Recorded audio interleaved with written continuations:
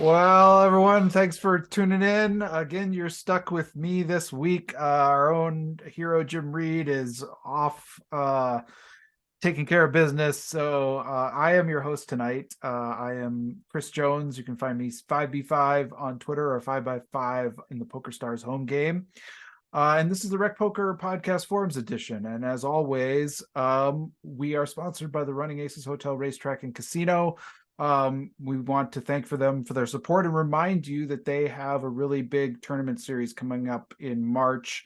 The MSPT is coming back to town.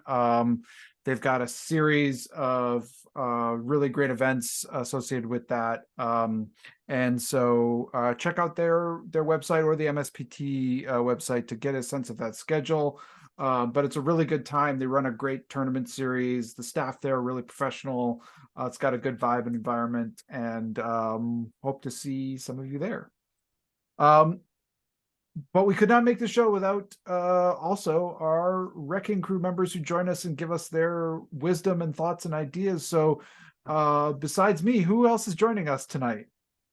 I am John Gomsky, also known as Poker Geek MN everywhere. I'm Kim Kilroy. I'm Pat Vet 33, almost everywhere. And I'm Rob Washam, and I'm Ratman 50, just about everywhere. Well, and tonight we are talking about kind of an interesting forums post sent to us by Eric Anderson. And he's wondering about when, if ever, do we play soft? I know that we're technically not supposed to in terms of colluding, but when, if ever, is there sort of like this unspoken soft play to bust someone out of a tournament? So the scenario, I'll read the forum post that Eric gives us, and then let's chat about this, because I thought it was an interesting subject for us to kind of explore. So Eric writes, he's in a tournament. The low jack shoves for 6 big blinds, which I think these situations always come up when somebody is very short stacked. Like that's the kind of situation where we might even start to have this kind of question in our mind about whether we should do this. He says we call in the button, and then the big blind calls. So we've all called, we're all in here, or we're not all in, neither is the big blind, but the low jack is, and there's no side pot, which we're going to talk about. I think that's a big factor here. The flop comes and you catch a piece. He doesn't really give an example here, but let's say you call with ace jack and the flop is an ace high flop. Or a jack, let's say it's a jack high flop even, it's jack 8-4, you have ace jack. And now he's wondering, what do we do? We've got this all in player. We've got a decent piece of this flop. We certainly don't have the nuts by any sense of the imagination. And so Eric writes, what drives your decision to either play passively to keep the big blind in the pot, to reduce low jack's equity and help ensure that they bust out, or to play aggressively and try to win the chips yourself, not to mention the chips that you could win if big blind calls you and has a worse jack or something in the scenario I just... should we ever play passively? Of course we bet with the nuts, he says, but what if we have the nut flush draw or an overpair on a board, like on that jack high board? Let's say we had queens. We've all been there when someone bluffs the would-be winner out of the pot with a draw and then ends up giving that low jack player a triple up. That doesn't make you very popular, he says. Does making the money make you any more or less likely to bet? How about if it is still at a re-entry stage? So let's talk about the stage of the tournament. So how, and basically the ultimate question is, how important is it to ensure or to maximize the bust out of this player versus trying to play the hand according to how you might normally play these spots? Does anyone have any thoughts about this to start? I do. Yeah. Okay. Kim. I think it's irrelevant if it's not on the bubble or close to a bubble or close to a pay jump. And if there's no side pot, it doesn't, in my opinion, it doesn't really matter. whether there's a side pot or not. If you're not in one of those particular situations, it doesn't matter if you double up or triple up the other person. If you have equity, you want to push the equity and build your own stock. And you want to build a side pot, especially when you have equity. But I don't agree that you should totally bluff a person that might take the other player out off of a hand when you don't have any equity, when there's no side pot and no chips to be won. So you would differentiate, like if we have the nut flush draw on the, let's say we had this, I can't remember the board. Let's say we have a Jack 9-6 board and we've got the ace, and it's two-tone, is like a two-tone board with two clubs. We have ace deuce of clubs on the Jack 9-6 board. Jack and the 9 are clubs. If we have ace deuce of clubs, that's a board that we probably want to attack a little bit. But if we had like just some no equity bluff and it's a dry side pot, that's one where we might want to like Right. slow our And- roll a little. Right, so just so people know, a dry side pot is when there's no money in a side pot, when the only money Right. to be won is in the main pot, which we have our all-in player in. Right. And what that means is not only do we have to beat the other player in this, but we have to get any of this. Remember, this player put themselves all in, right? So like they have a hand, could still be better than our hand in any of these scenarios, and we have to not only beat the other player who still has live chips behind them that can bet and call, we have to beat the player who has gone all in to win any part of this pot if it's a dry side pot. Unless we build a side pot Right. and then somehow get chips Right, from the other player. Right. So your differentiation is, do we have equity? Like we're probably not running any no equity bluffs. I mean, we don't do that very often anyway, but we would probably be less incentivized to do it here, because what can happen then, as Eric points out, is that we can fold out the other player who might have beaten the player who would then be sort of kicked out or bust out of the tournament. But I think it's a really good spot to do a no equity bluff when there's a side pot. Yes. Agreed. Rob or John, what do you have any things to add to this? Well, I did answer this post, and I mentioned just a couple of things that didn't come up, but no matter what stage of the tournament you're in, when somebody busts, you gain equity. So in an ICM situation, it's always an ICM situation in the tournament. It's just not a really big ICM equity increase, but there is still an ICM equity increase. So it's advantageous to bust somebody out. And if you double them up, I mean, he's going to be in there again, putting more chips in. And if he doubles up again, I mean, he could be a chip leader in 3 or 4 hands. So it's always a good thing to be able to bust somebody from a tournament. If you have little to no equity, and like Kim mentioned, if there's no side pot, there's no reason to bet somebody off of a hand. Your other opponent that can take this guy out. So what I generally do is I would not bet out unless I had a very strong hand on the flop that was almost guaranteed to take out the all-in player. Now, it's funny because I've been in situations in live poker tournaments where this situation comes up, where there's 2 of us have called an all-in, and then I or the other person will make a bet at the pot on the flop, and the other person, me or the other person, would fold, and then 2 or 3 other people in the tournament or on the table will spout out and say, "Hey, what are you doing? You shouldn't be doing that."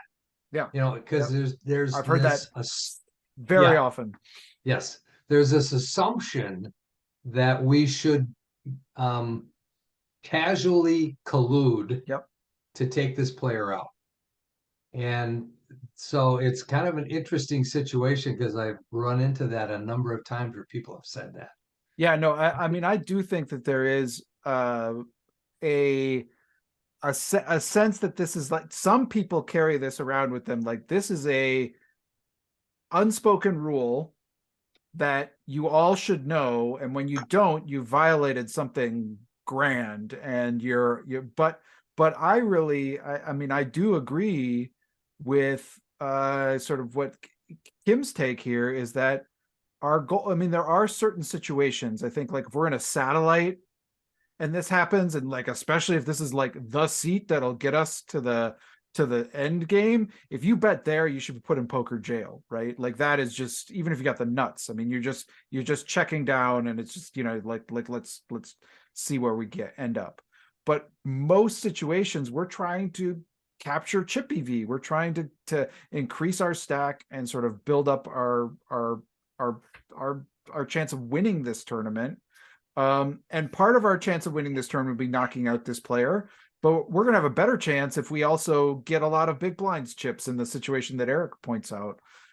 So when we have that opportunity, I think that there is that unspoken rule is one that I don't pay a lot of attention to. And when people yell at you for it, you just kind of have to have some thick skin about, I know what I'm doing and it's okay. You can still Yeah, think I I agree. don't know what I'm doing, but that's fine.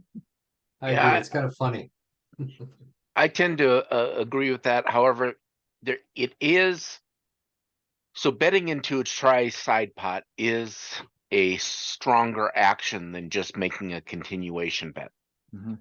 So you do need to factor that in. In other words, you need to have a little bit of a stronger hand Yeah. in order to make that worthwhile.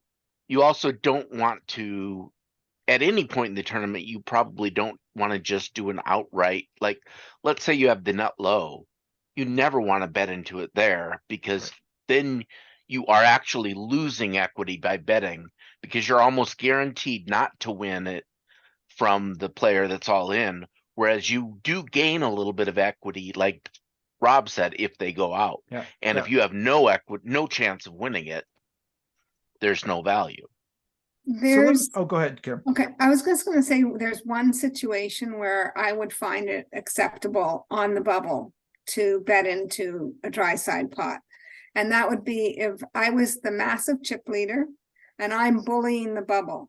And I want to continue to bully the bubble. And I don't care if this short stack doubles up, because there's another little short stack with 5 big blinds on the table. Interesting. So now I would try and get rid of the other person so that I could continue to bully the bubble and get chips that way. Interesting. I like that. Well, Good take. and That's a great the take. counterpart to that is, if the side pot is large, the fact that someone is all in is meaningless. Like, Right. let's say it was raised to 3 big blinds pre, and the big blind happened to only have 1 big blind left. So there's like 9 or 10 chips in the pot. At that point in time, or 6 or 7 or whatever, go for the pot, because most of the pot is still live. Right. And you want to make sure that you're winning that portion of the pot. Right.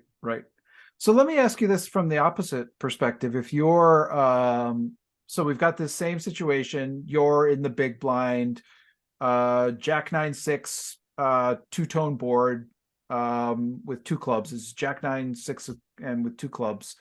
And now you're in the big blind, and there's been this situation where somebody went all in, the button called, and you've called, you check, and the button bets, c-bets. What is your approach when you don't have the nuts? Because you should read that as a strong, as you mentioned, John, that's a stronger action that they've just taken. How strong do we have to now get to continue along into this situation? Again, I think this depends on what stage of the tournament you're in. If you're in the accumulation stage, I would just raise as I normally would here with the nut flush draw and get all the chips in if I have to. Mhm. But if I'm on a bubble, I'm just going to call and play it very passively, trying to hit my draw. Everyone like that? And so Yeah, go I ahead, don't know John. if I don't know if I quite agree with that. I'm trying to think, because I would read that as the person who made the bet probably has top pair or better.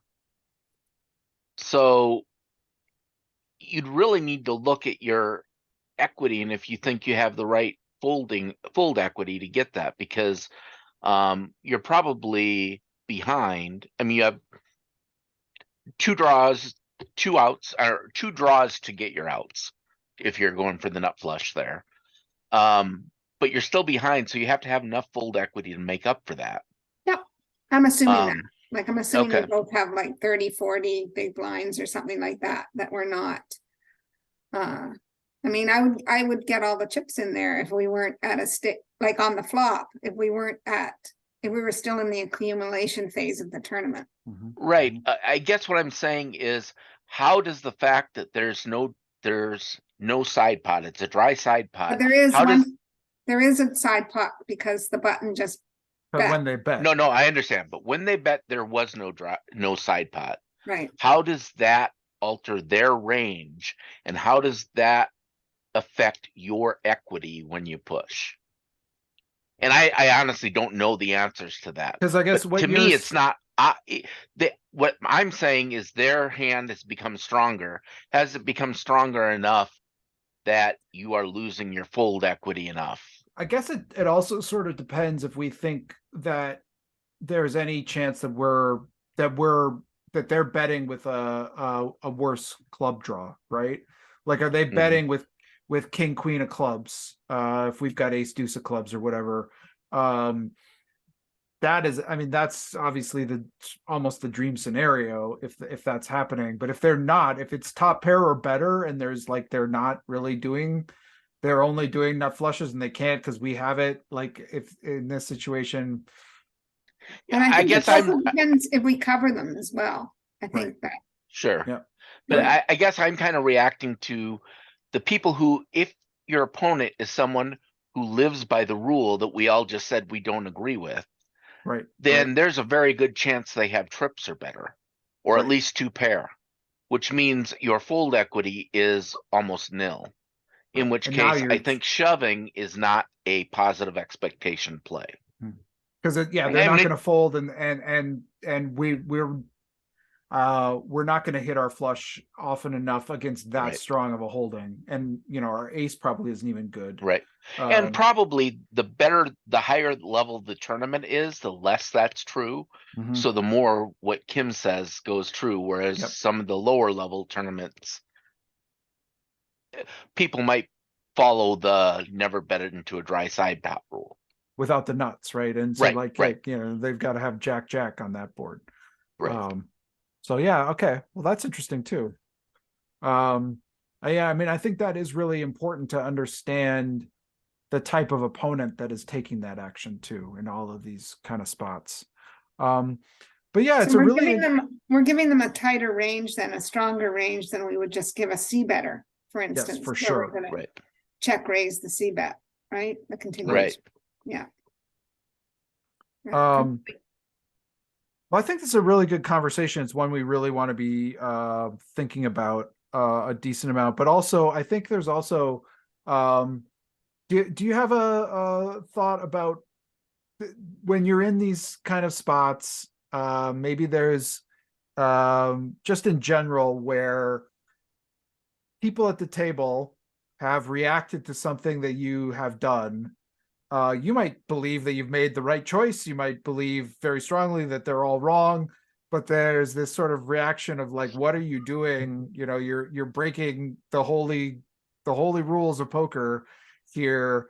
And you're sort of like getting some of that kind of, do you just ignore it? Do you try to speak to like defend your strategy? What's your sort of take on how to approach that kind of situation? I told someone off at the table the other day that wasn't telling me off. They were telling another player that they shouldn't have bet into the pot. And we were nowhere near any money or anything. Like we were like so early in the tournament that it made absolutely no difference at all if this player stayed in or went out. Uh-huh. Right. And someone had like second pair and was just protecting their hand, and the other guy, I guess, would have rivered a bigger pair or something, and he'd forced him out, and the original person won the pot, Uh-huh. right? So, I don't know. Yeah. I said it doesn't really matter at this stage of the tournament, let him play the way he wants to play. I Yeah, I usually think- say, I wouldn't make mistakes if I was a better player, but I gotta. I didn't do it. It was somebody else at the table, and this guy was really berating someone. No, you always check it down. Like they're going exactly what Eric's saying here. No, you have to check it down when there's someone all in. And I said, it makes absolutely no difference at this stage in the tournament. Yeah. Well, Yeah. there are some people that keep score just by how many people they outlast, right? Yeah.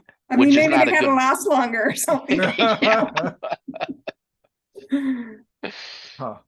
Well, Yeah, I think I've run into those situations before, and back when I first started playing live a lot, I was very concerned with how people perceived me. mhm.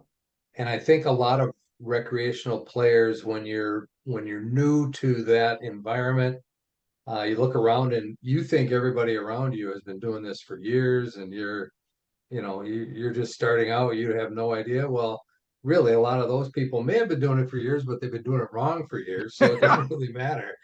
But I think there is that